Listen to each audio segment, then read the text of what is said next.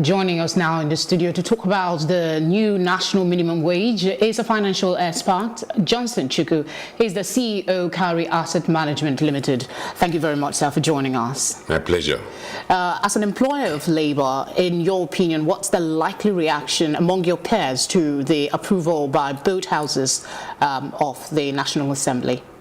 You know, for the private sector, it's slightly different from what happens in the public sector. For the private sector, their employment is based on need basis, and is based on the productivity of the employees. If you observe that most private sector operators are not benchmarking their salaries and wages on public sector wages. In the private sector, what private sector operators do is to pay according to the productivity of workers. So you find that you are promoted to the level where your productivity can be optimized.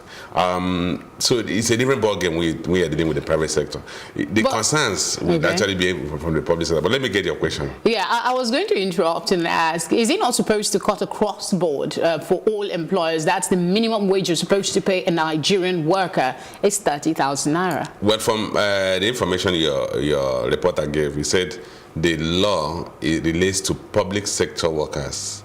I also know that there was a comment that made that private sector operators must also pay the minimum wage, because it becomes a national minimum wage, then it must be paid by everybody who is an employer of labor. And that there's a penalty of 5,000 naira for any private sector operator that fails to pay. But the key thing you have to look at is this: for private sector operators, the labor laws that restrict them from disengaging staff is not as restrictive. So you realize that for private sector operators, they will most likely pay and rationalize their staff based on productivity. So the problem will not be whether private sector operators will pay. What they will basically do is that if they have 5 people doing the same job, they could reduce the number to 3 and make sure they're able to pay those 3 the minimum wage. So by extension, you're implying that some persons might lose their job as a result of this, especially in the private sector. Yeah, it's ideally in a good market-driven environment where demand and supply determine prices. What you will expect is that when there's an increase in salaries and wages of staff or workers, their productivity will also compensate for that increase. So if you have an increase in productivity, the worker generates additional income, additional revenue that enhances the capacity of the employer to pay. And where that does not happen, the employer will be compelled to right size so that they are not paying from their capital. That's what happens in the private sector. But the public sector, like I said, is a different ballgame entirely. And that's where the challenge is going to come from. The challenge is not going to come from the private sector, it will come from the public sector. Because right now, more than 80% of the states are finding it difficult to pay salaries. Yeah, I'm actually going to come to you on that, but I just wanted to get you, as an employer, your perspective on some of the implications. No, for me as an employer, interestingly for us in Cowry, there's nobody who is earning less than 30,000. But let's assume you have companies who have employees who are earning less than 30,000 naira. What they should do is that they should compel their staff to improve on their productivity.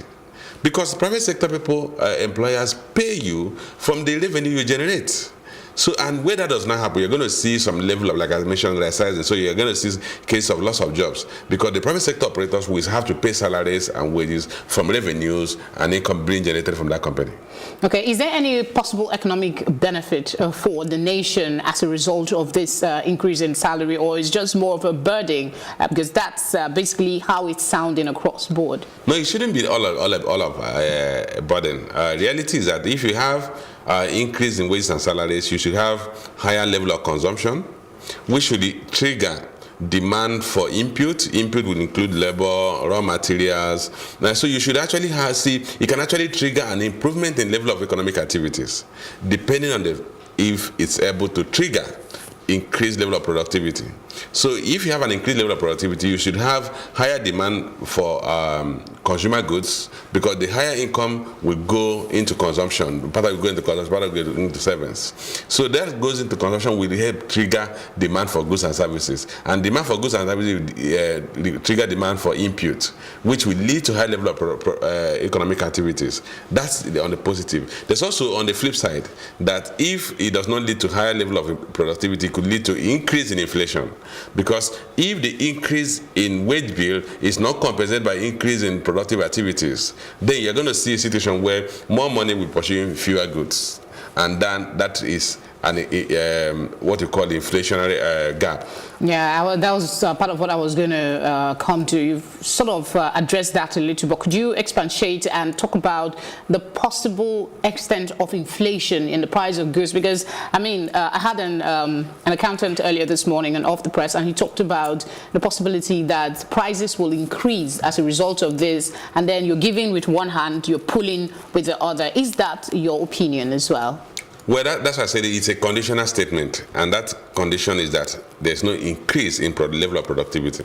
If the workers are doing the same level of work they were doing before they got the salary increase, and they have to use the same increased level of wage to go into the market, so there's no demand, there's no supply improvement. So what you will see is that you have, like I mentioned, that you're going to see more money pursuing few goods, and that could lead to trigger inflation. Yeah. But beyond that, depending on what they consume, because good thing is that we're talking about minimum wage. So the consumption pattern of those at the lower rung of the ladder is basic necessities of life, foods, clothing, and shelter.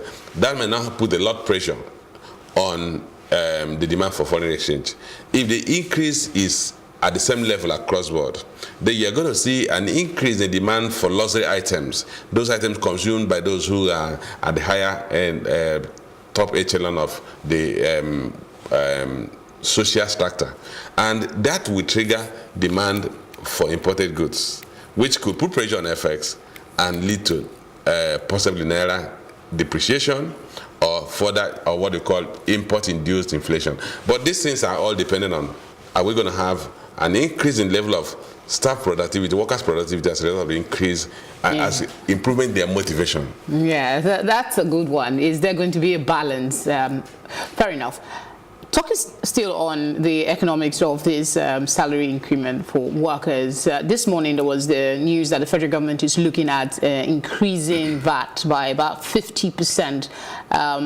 Where does taxes, VAT, and all those issues coming in this new minimum wage?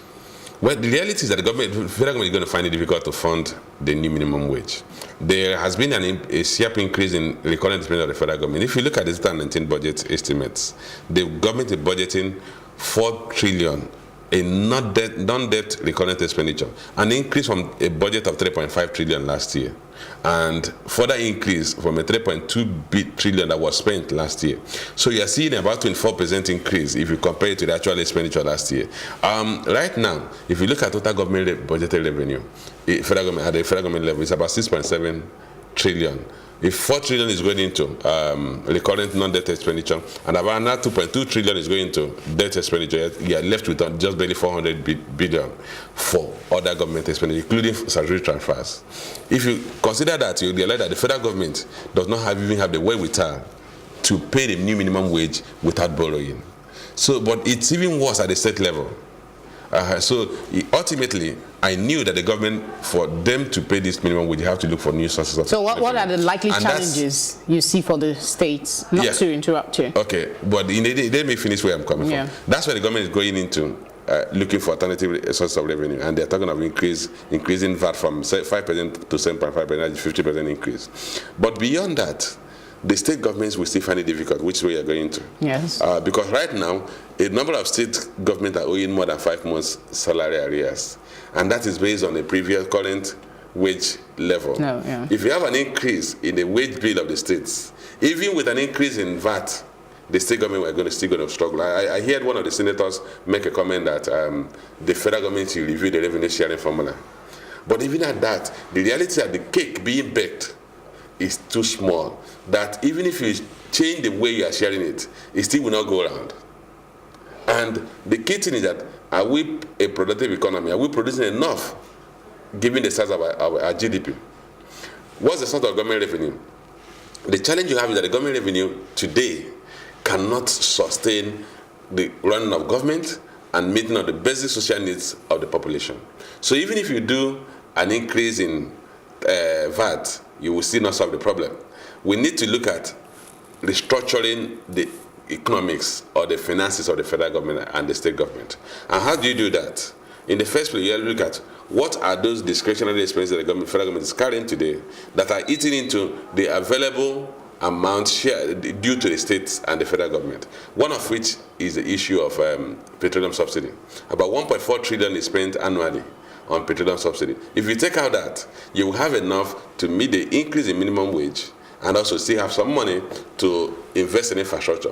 We need massive investment in infrastructure so that as to grow the size of the economy and grow the government revenue so the government can meet its obligations to both not only the civil servants but also the general public. Yeah, you've practically touched on most of the things we wanted to talk about at this hour, but what about the employee in all of this? What are your thoughts? This increment in salary, I put the same question earlier, but I'm putting it to you.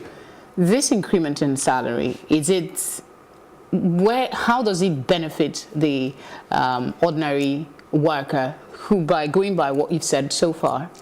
Well, for me, I think it's just at best a palliative.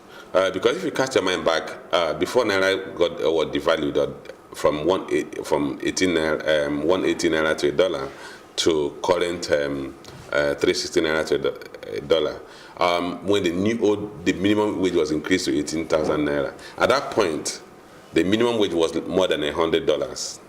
Today, at 360 Naira to $1, the minimum wage is still less than $100. Yes, an improvement, which I said is a palliative. It's an improvement for where we are coming from, when we were earning almost $50 per month as minimum wage.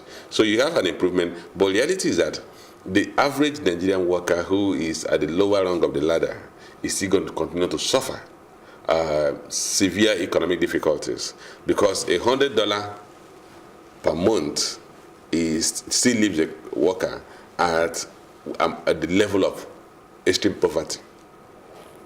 All right. Thank you very much, sir, for coming on the program. My pleasure.